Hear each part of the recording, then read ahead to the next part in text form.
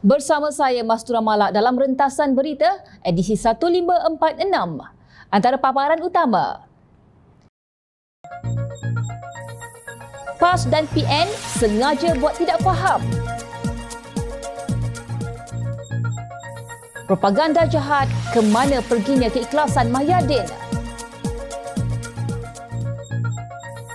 Malaysia Madani maju tanpa rasuah. Isu Kampung Baru Cina, modal politik sempit.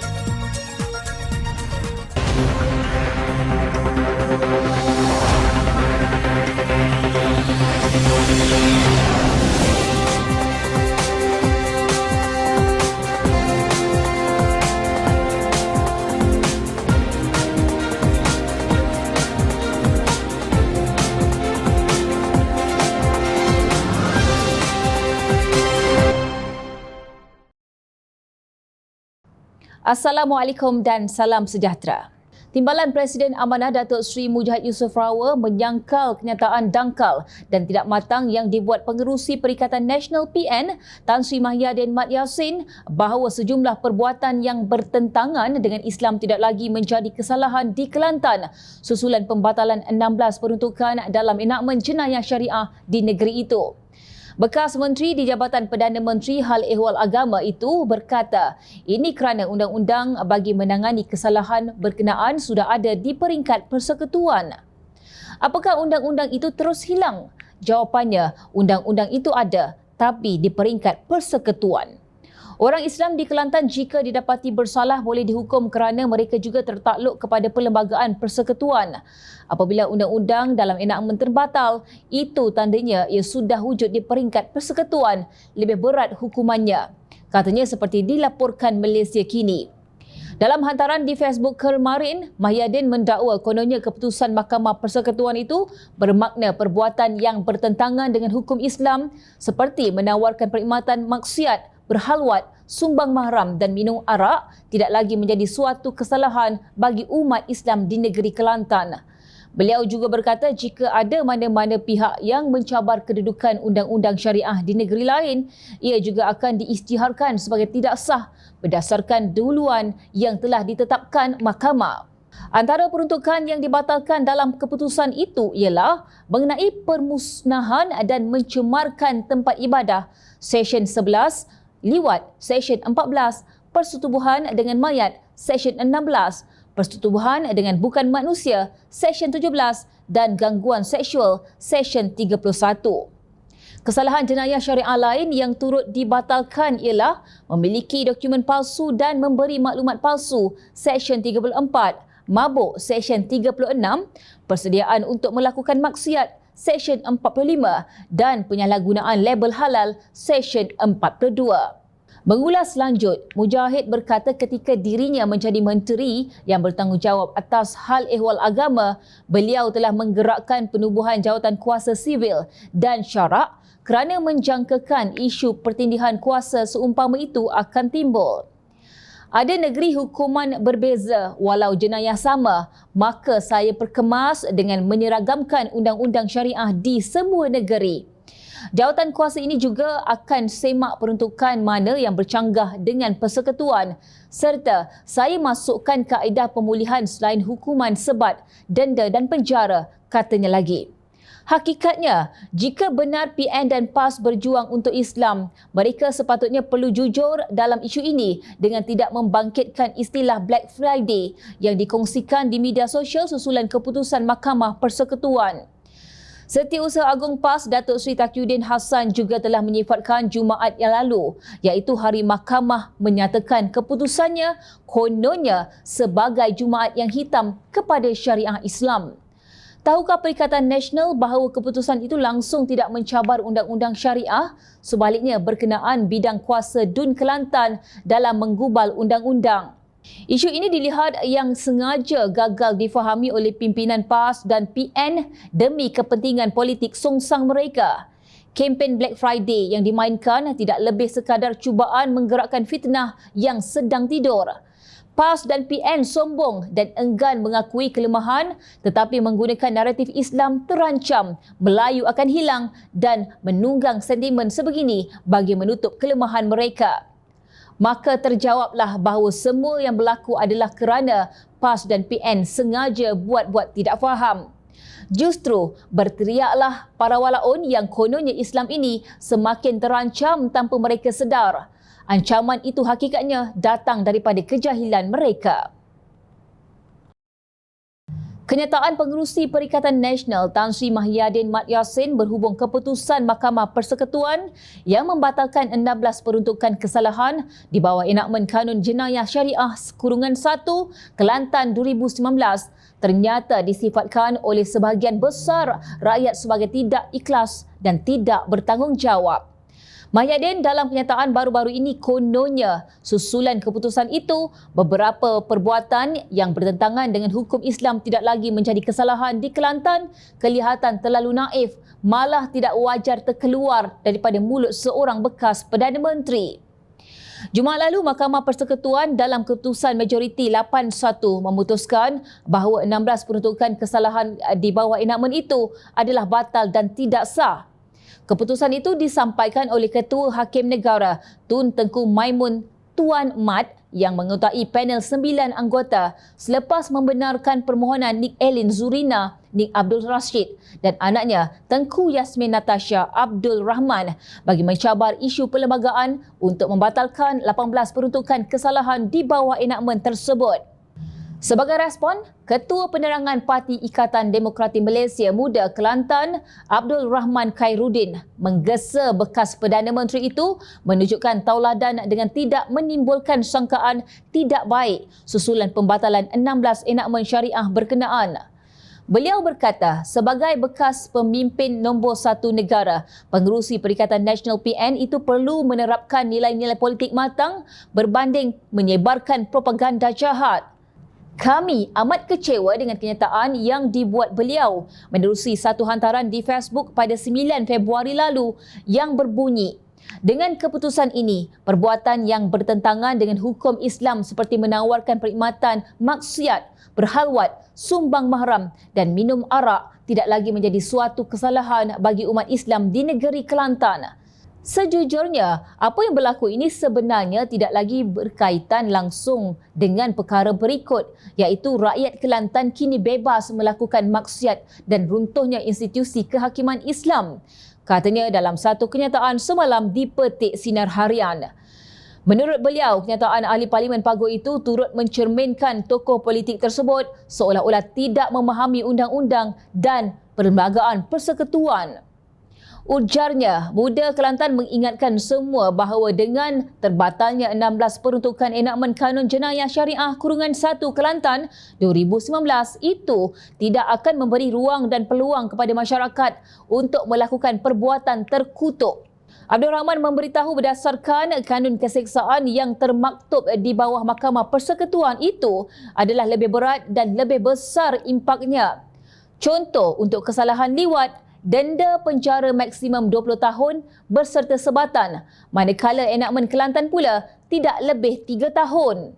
Terbatalnya 16 peruntukan enakmen tersebut adalah kerana pertindihan kuasa di antara peringkat negeri dan persekutuan. Oleh itu, undang-undang negeri tersebut tidak boleh terpakai dan terbatal kerana ia adalah bidang kuasa persekutuan bukan bidang kuasa negeri, katanya. Walaupun beberapa peruntukan dalam enakmen Kelantan tersebut sudah terbatal, namun keseluruhan institusi Mahkamah Syariah tetap utuh dan keadilan di dalamnya terjamin. Ini menandakan kestabilan dan kebolehpercayaan sistem kehakiman syariah di negeri Kelantan. Oleh itu, kami menyeru agar masyarakat kekal bertenang dan tidak terpengaruh oleh propaganda jahat yang dilakukan pihak tidak bertanggungjawab, katanya. Terang lagikan bersuluh, Mahyadin tidak pernah ikhlas dalam memperjuangkan kebenaran demi agama dan negara. Malah melalui kenyataannya yang disanggah oleh anak muda seperti Abdul Rahman telah menimbulkan persoalan ke mana perginya keikhlasan bapa perutusan khas itu dalam memperjuangkan membela rakyat. Bagaimana mungkin seorang bekas Perdana Menteri boleh mengeluarkan kenyataan yang tidak bertanggungjawab dan dilihat sangat berniat jahat demi survival politik parti serta gabungan yang dipimpin beliau? Jangan hanya kerana mengejar kuasa dan kedudukan, Mahyadin sanggup menyembunyikan kebenaran dan terus mencipta propaganda yang memalukan seperti ini. Malangnya, Malaysia kerana pernah memiliki seorang Perdana Menteri seperti ini. Ops, itu pun melalui pengkhianatan dan tebuk atap. Paguh, berhentilah membuka pekung di dada sendiri, berhentilah menunggang agama dan bangsa sendiri. Bagi mengembalikan semula status Malaysia sebagai sebuah negara disegani, Perdana Menteri akan terus memfokuskan kepada usaha pembangunan ekonomi serta menggalakkan pelaburan ke dalam negara. Datuk Seri Anwar Ibrahim berkata, sambil memanfaatkan kestabilan politik dan kerajaan madani yang kukuh, semua pihak perlu menumpukan kepada pembangunan ekonomi dan mengembangkan keupayaan dalam semua bidang. Dengan kestabilan politik dan kerajaan madani yang kukuh, kita mesti menumpukan kepada pembangunan ekonomi, meningkatkan pelaburan dan mengembangkan keupayaan kita dalam semua bidang seperti pendidikan, kesihatan dan kebudayaan. Bagi 2024 ini, Kabinet sangat fokus untuk memastikan semua tumpuan itu dilaksanakan agar Malaysia kembali menjadi negara yang hebat dan disegani di rantau ini. Katanya ketika berucap pada Majlis Sambutan Tahun Baru Cina, anjuran Dewan Perhimpunan Cina Kuala Lumpur dan Selangor hari ini. Anwar berkata dengan kekuatan penyatuan setiap kaum di negara ini, beliau yakin semua pihak akan terus berperanan menjayakan hasrat meningkatkan kemajuan negara sekaligus menjadikan Malaysia kembali sebagai sebuah negara hebat di rantau ini. Dalam pada itu, Anwar yang juga Menteri Kewangan berkata hubungan Malaysia-China yang kini pada tahap strategik dan membanggakan mampu membawa lebih banyak pelaburan ke negara ini. Malah hubungan baik kedua-dua negara akan terus dimanfaatkan untuk kebaikan rakyat. Kita gunakan sejarah panjang hubungan Malaysia-China untuk tunjukkan ia merupakan hubungan yang aman dan sekarang kita tumpu hubungan ekonomi.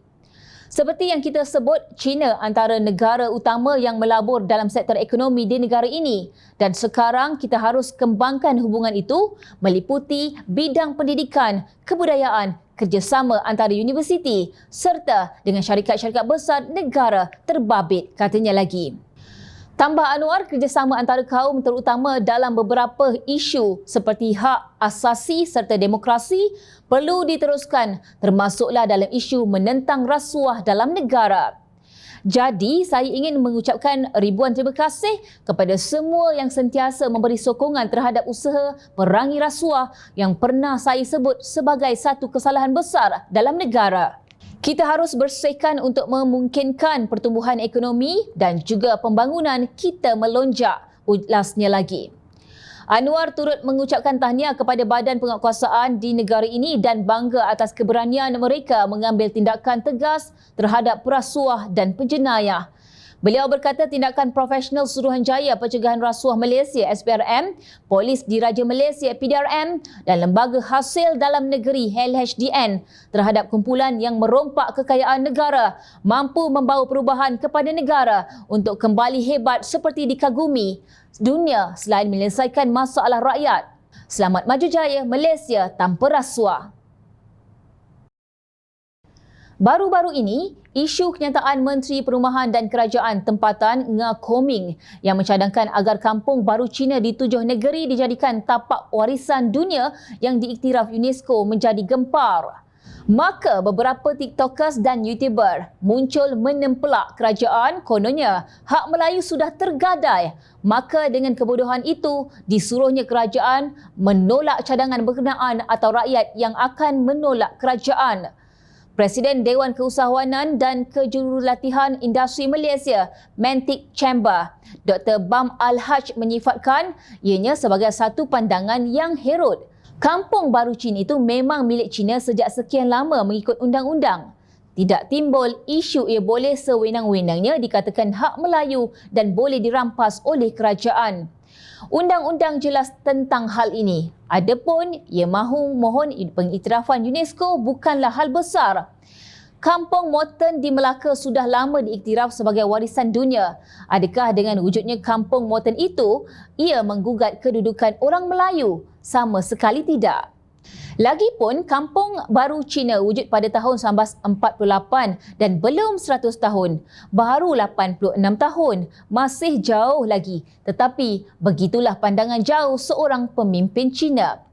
Isu yang lebih besar ialah kenapa setelah 124 tahun tiada seorang pun Menteri Melayu yang mencadangkan Kampung Baru, Kampung Datuk Keramat dan sebagainya dijadikan tapak warisan dunia UNESCO.